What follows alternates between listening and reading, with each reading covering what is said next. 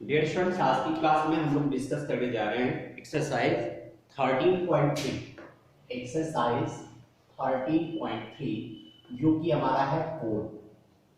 एक कोण का आप देखें कि ये कोण हमारा इस तरह का होता है, ट्रायंगुलर शेप होता है, जिसका बेस का भाग जो होता है वो सर्कल सर्कल का पार्ट होता है। बेस जो है हमारे पास सर्कुलर पार्ट होती है, ये बेस सर्किल होती है और ऊपर का पार्ट जो है ट्रायंगुलर पार्ट होती है।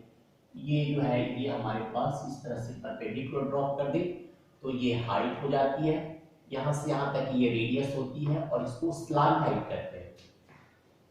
तो इस केस में पहला फॉर्मूला हमारे पास एल एच और आर में रिलेशन हो गया, L H square equal to H square plus R square. दूसरा फॉर्मूला है कर्व सरफेस एरिया, ये हमारे पास होता है पाई आर एल। और तीसरा है लास्ट फॉर्मूला है टोटल सरफेस एरिया, ये हमारे पास होता है pi r into r plus L. अब इसी तीन फार्मूले से हम लोग इस एक्सरसाइज को डिस्कस करेंगे। आइए एक्सरसाइज की पहली क्वेश्चन को देखें।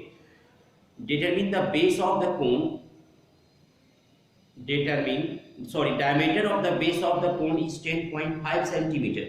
Its slant height is this one. Find its curved surface area. देखिए पहला क्वेश्चन हमारे पास है, डायमीटर दिया गया है 10.5 सेंटीमीटर, तो रेडियस हो जाएगी 10.5, डायमीटर का हाफ कर दें बाय 2 सेंटीमीटर। कैंसिल करना है, कट करना है कर सकते हैं, नहीं तो छोड़ना है छोड़ सकते हैं। और हमारे पास और क्या दिया गया है, इसकी स्लांट हाइट। स्लांट हाइट को L से रिप्रेजेंट करते हैं, L की वैल्यू हमारे पास 10 सेंटीमीटर है। क्वेश्चन में क्या निकालना है, find its curve surface area. CSA सब कुछ दिया गया है, डायरेक्टली आप इसकी वैल्यू निकाल सकते हैं, पाई आर एल। पाई की जगह जब तक कोई वैल्यू नहीं दी जाए, पाई की जगह 22/7 यूज करेंगे। रेडियस हमारे पास 10.5/2 हो गई और L की जगह 10 यूज कर लें। सिंप्लीफाई कर लीजिएगा, जो भी आएगा उतना सेंटीमीटर स्क्वायर हमारे पास इसकी एरिया हो जाएगी। नेक्स्ट क्वेश्चन देखिए, find the total surface area of the cone, it's slant height is this one, diameter of the base. Total surface area का ये फार्मूला है, डायमीटर दिया गया है, रेडियस दी गई है, टोटल सरफेस एरिया के फार्मूले से आप फाइंड आउट कर लेंगे। थर्ड क्वेश्चन देखिए, क्वेश्चन नंबर 3 समझते हैं। थर्ड क्वेश्चन हमारे पास है, curve surface area of cone is 308। CSA दिया गया है, curve surface area equal to 308 centimetre square आपके पास गिवन है, and its slant height is 14, L equal to दिया गया है 14 सेंटीमीटर। तो find radius of the base and total surface area. सबसे पहले CSA का फॉर्मूला जानते हैं, CSA equal to pi R L. CSA की जगह 308, पाई की जगह 22/7, रेडियस पता नहीं, L की जगह 14 पुट कर दे। देखिए 7 से ये 14 कैंसिल हो गया, 308 इक्वल टू 22 इंटू 2 44 आर। तो यहां से रेडियस की वैल्यू हो गई 308/44 और 44 से 308 जो है वो 7 टाइम्स में कैंसिल हो रहे हैं। इस तरह R इक्वल टू हो गया 7 सेंटीमीटर। अब रेडियस पता है, स्लांट हाइट पता है, तो टोटल सरफेस एरिया निकाल सकते हैं। दूसरा पार्ट है pi r into r plus L. Pi r और एल सबकी वैल्यू पुट कर दें, जो भी आएगा उतना सेंटीमीटर स्क्वायर, ये हमारे पास टोटल सरफेस एरिया हो जाएगी। नेक्स्ट क्वेश्चन को देखें। A conical tent is 10 meter high and the radius of its base is 24 centimeter. एक conical tent है, एक conical tent हमारे पास दी गई है। सबसे पहले देखिए 4th क्वेश्चन की बात कर रहा हूं। क्वेश्चन नंबर 4 में देखें, a conical tent is 10 metre high. Height दी गई है आपके पास, हाइट हमारे पास h equal to 10 metre. Question number 4 है, और radius of its base is 24 metre, R दिया गया है 24 मीटर। तो क्वेश्चन में क्या निकालना है, स्लांट हाइट। पहले फॉर्मूले से एल फाइंड आउट करनी है। तो आप जानते हैं L square equal to H square plus R square, 10 का स्क्वायर प्लस 24 का स्क्वायर। ये 10 का स्क्वायर 100 हो गया, 24 का स्क्वायर 24 को 24 से मल्टीप्लाई करके देखें आप,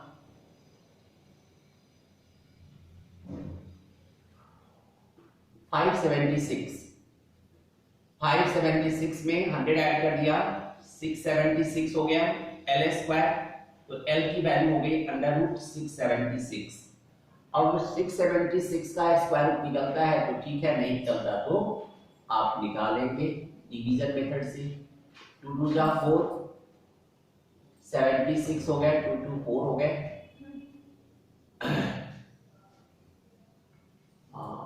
9 8 17 4 1 हम लोग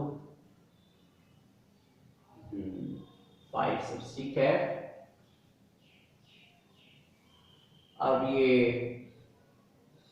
676 हो गया, 2 2 जा 4 हो गया, 276 5 टाइम्स ले जा सकते हैं हमारे पास, 6 टाइम्स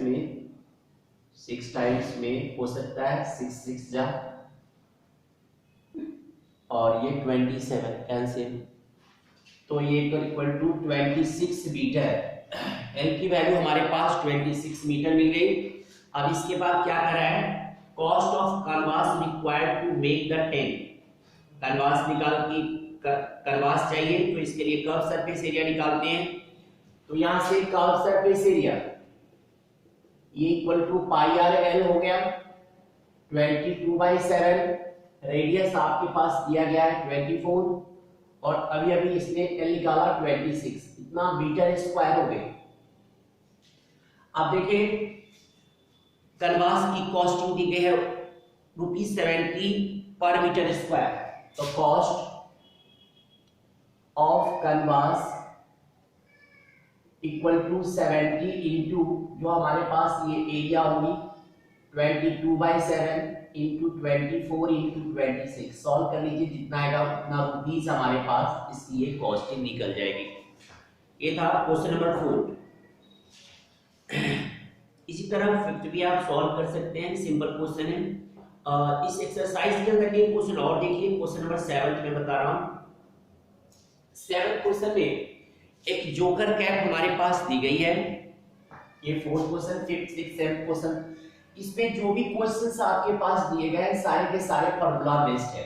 सिर्फ फार्मूले पर कोई भी 2 वैल्यू दी गई है, तीसरी वैल्यू निकालना है, या तो एरिया निकालनी है या टोटल सरफेस एरिया निकालना है, नहीं तो उसकी कॉस्ट निकालनी है। बस इसी से रिलेटेड ये पूरा का पूरा एक्सरसाइज हमारे पास है। आइए इसको भी देखते हैं। जोकर कैप की बात कर रहा था। 7th क्वेश्चन है, एक joker cap in the form of right circular cone of radius base radius 7 centimetre, r equal to 7 centimetre दिया गया हमारे पास, and height is 24, h equal to 24 centimetre दी गई है। तो find the area of the sheet required to make 10 such cap.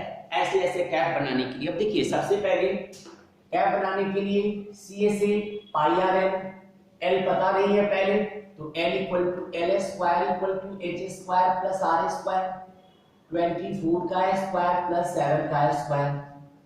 अभी बताया था 576 और ये 49 हो गए। ये हमारे पास कितना हो जाएगा, एल स्क्वायर इक्वल टू 625, 625 ये हमारे पास 25 सेंटीमीटर हो गई, एल मिल गई।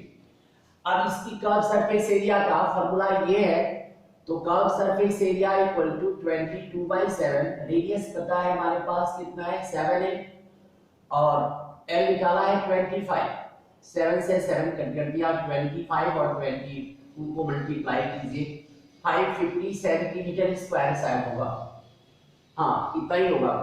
अब ये एक कैप की एरिया इतना हो गई, तो हमारे पास क्वेश्चन में है कि find the area of sheet required to make 10 such caps.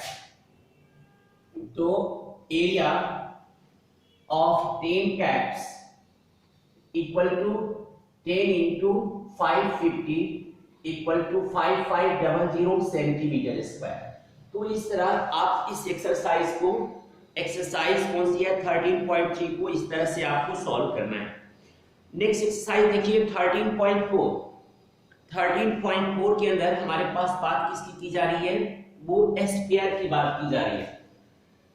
ये छोटा सा एक्सरसाइज है, इसको भी डिस्कस कर रहे हैं हम लोग।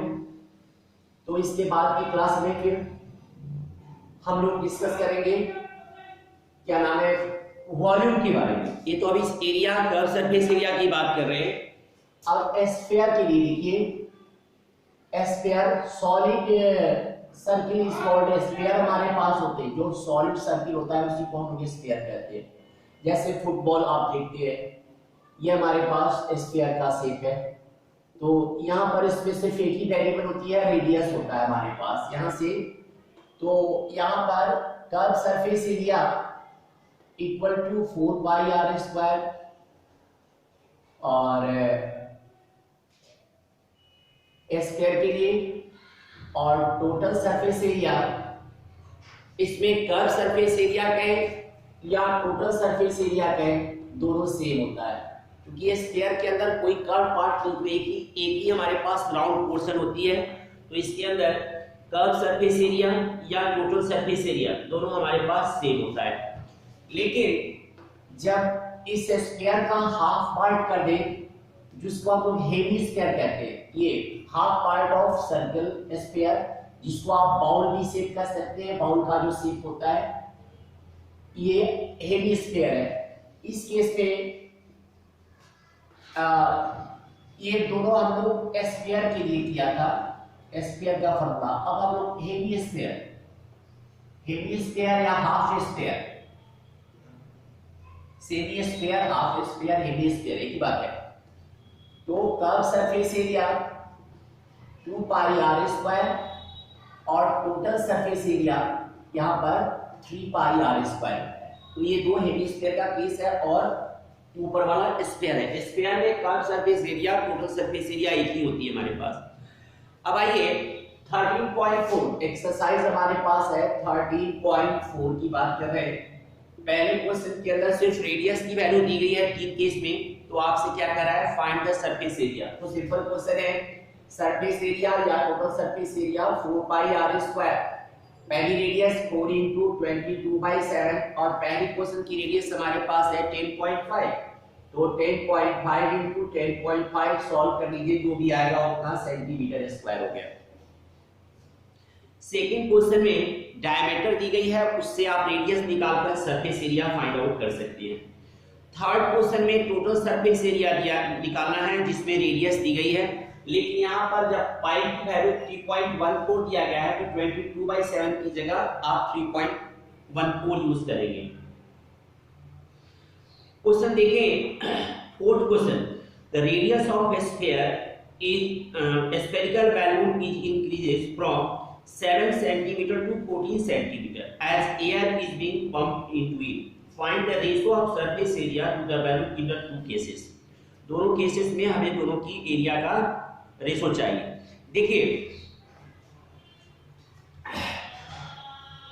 एक पहली स्फीयर है जिसकी रेडियस जो है वह 7 सेंटीमीटर है।